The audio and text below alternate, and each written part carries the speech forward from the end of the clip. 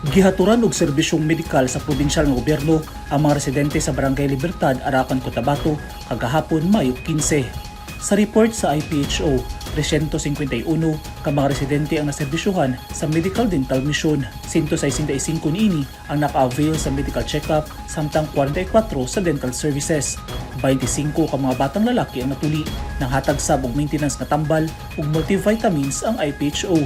Apil sa programa ang pagpanghatag og intervention sa mga bata nga dunay kakulangon sa timbang. 12 ka mga malnourished nga bata ang gihatagan og 3 ka bulan nga dietary supplementation sa tabang sa IPHO ug nanghatag sab og pang-usa ka bulan nga complementary food packs. Samtang 105 ang nakapahimulos sa feeding program.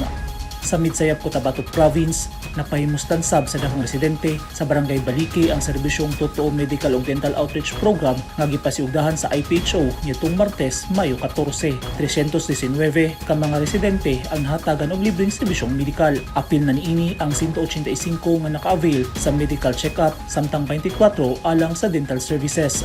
9 ka mga buntis ang natunulan og buntis kits.